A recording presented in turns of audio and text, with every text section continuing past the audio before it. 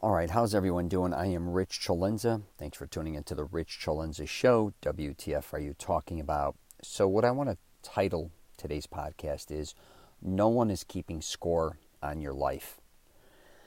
And I think what I'm going to get into with this podcast more than anything is with people, I think a lot of times they're judging their happiness by what they have compared to what others have. And again, it's almost like keeping score against one another, which I think is kind of ridiculous. Because I think the number one thing most people don't even realize is having their health. That's the biggest priority. But it seems like in this day and age, it's more about possessions, or it's more about what you can give your kids, which is fine. Everybody wants to give as much as they can to their children. But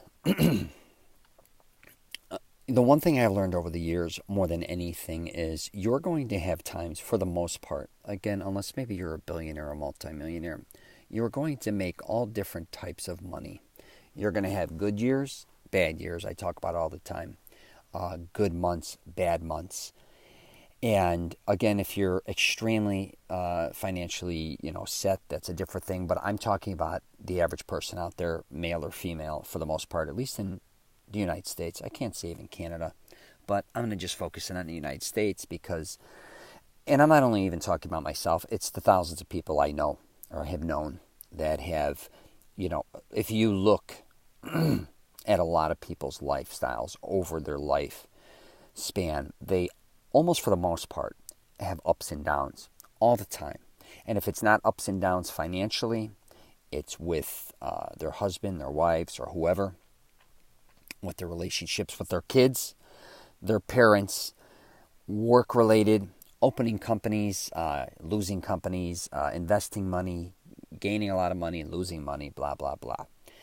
And again, I think a lot of us, which, here's the thing I'm going to say, being competitive, I don't think by any means is a bad thing. I think sometimes that's what drives us to be, who we are. I just actually did a YouTube video on that. And it's regarding fitness. A lot of times, if you start working out with someone, you want to work out with somebody who's at least at your level, but maybe even more superior. And I'm always talking about failing. Failing, if you keep failing, it's not a bad thing. That just means you're reaching for something higher, I believe. If you keep accomplishing things very simply, or very simple, you're not reaching that far. But I'm not going to get into that right now. What I'm going to get back into is back to the competitiveness. Again, I don't think that's a bad thing. I don't care if you're competing with your friends to a certain degree, as long as it's fun. But when you start getting obsessed with what other people have and that you don't have, basically jealousy, horrific, I believe.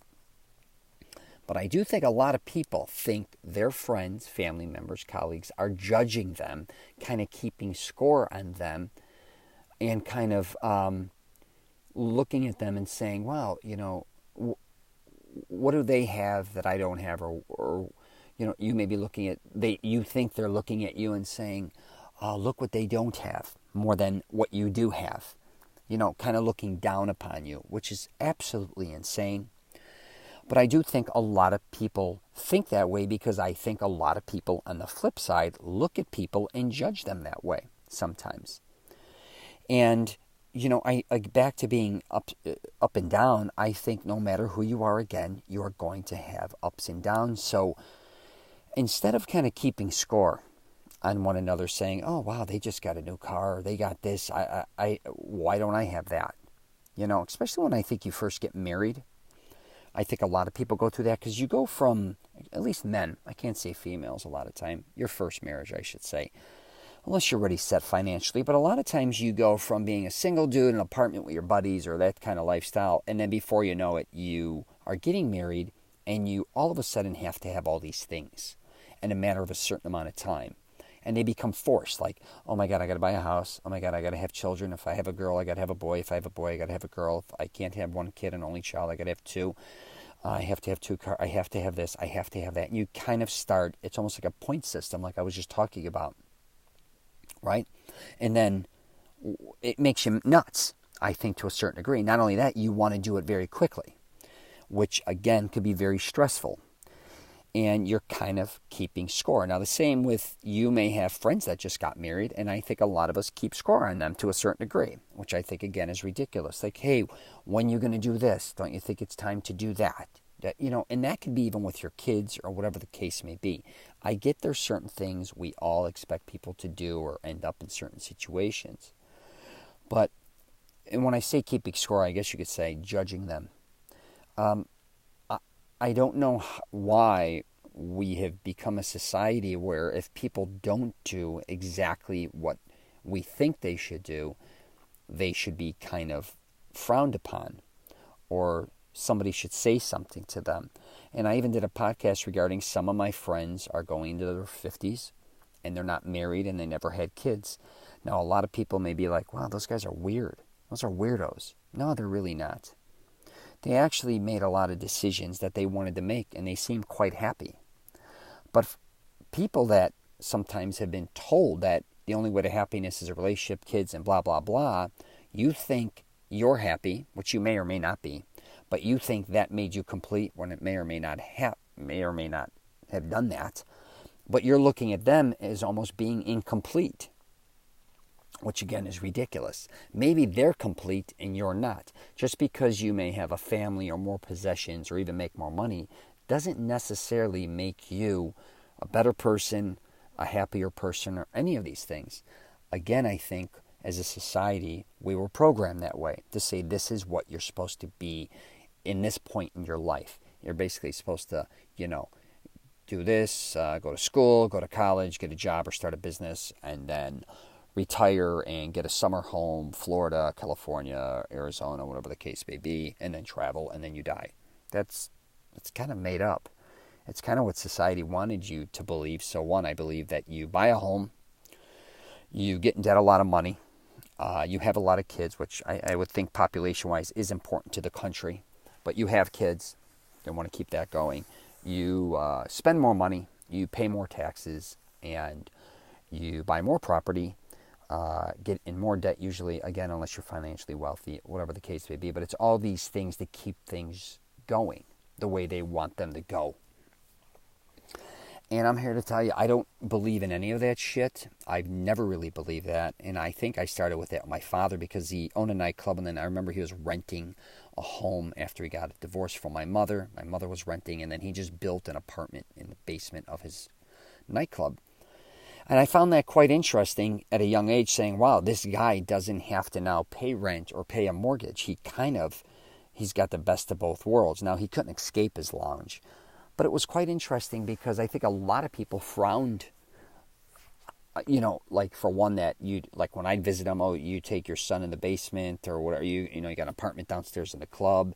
He shouldn't be in that environment, which that was a whole other thing. But the thing was, he didn't conform in what they wanted him to conform into. He was right to a certain degree, just not only from a financial standpoint, but from an accessible. He made it very accessible and easy for him to watch me and for me to be able to, not only me, but for him.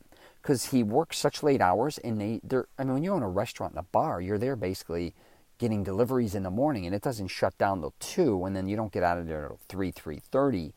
It's basically a 20-hour almost gig. I mean, literally 18 to 20 hours owning your own restaurant, nightclub. So that was kind of something that I learned to say, wow, like this is something different. And I always thought about that. And I'm not going to get into buying real estate and all that shit. But again, people were judging my father and kind of looking down upon him in the situation he ended up in. Like, wow, you can't even afford to buy another home, or you're not paying rent, which was what he did was actually the smartest thing he could have done, I thought. And I think a lot of people really have to step outside themselves and say, what's the smartest thing I can do? Again, forget about keeping points or trying to keep up with the Joneses, right? And just trying to find what works best for you that makes you the most comfortable and give you, I think, the most freedom.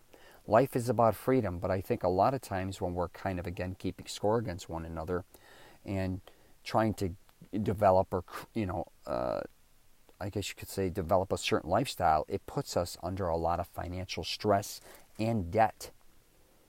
And again, if you have, if you have a family, of course, I think for the most part, you want them to live in the best area possible. You want them to be in the best surroundings. But you also have to realize you don't want to put yourself into a financial stress where, and that happens a lot at the beginning of relationships where you have double income, then all of a sudden your wife may have a child and then she wants to stay home or only do part-time, or then you have two children. There's more and more expenses, and I think people need to pay attention to that as well. But my point, and I'm going to wrap it up here, I'm not going to make this a long podcast by any means, is stop worrying about what everybody else is doing. For the most part, it doesn't affect your life. Now, if you work with other people and, or if you're competing against them for different salaries or percentages or bonuses and all that shit, I get it. But worry about yourself.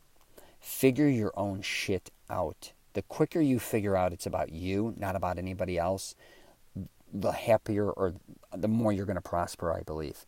But too many people are almost caught up with what everybody else is doing, or they're letting what other people are doing affect them to the point where it kind of destroys them. Or again, they're competing kind of out of their league sometimes.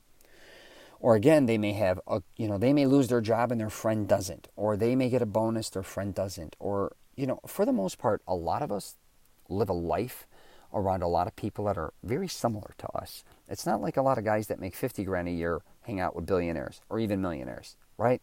It's just the facts. Now, you may have family members that are very wealthy. That doesn't mean you're living that life. Or you may be the one that's very wealthy. You may not even realize it, but a lot of your family members, friends, and colleagues aren't living your life. Good or bad, that's just the way it is. But I do see a lot of jealousy amongst a lot of people when they kind of don't have what the ones that are around have. And I think that just deteriorates people. Stop worrying about that shit. Find what you love to do and just do it. And again, I talked about this before. A lot of people don't realize that a lot of people that have a lot of possessions, they don't realize all the stress that comes with it, because I've been in that situation personally, even with my father. If you own large homes, or if you have a lot of things, including a lot of nice cars, boats, huge pieces of property, the maintenance, and all these things that come along with it, they don't see that. They just kind of probably go to the person's house, they enjoy the boat, take a ride with them in their sports car, or they go there for parties and they're like, I wish I had this. You'd be shocked having a lot of, behind closed doors again, it's not always what you think. So I'm going to wrap it up there. If you want, you can check out my YouTube channels. I'm also on LinkedIn, Twitter, Facebook, Instagram. My YouTube, I've been putting up, I was just in Hawaii, so I put up some cool videos there, some of my favorite Italian restaurants, and fitness videos, and different gyms I've been visiting in the last year all over North America, including Lifetime Fitness, 24 Hour Fitness, LA Fitness, and independent gyms. So, all right, I'm going to wrap it up there. Take care, and if you're traveling, safe travels.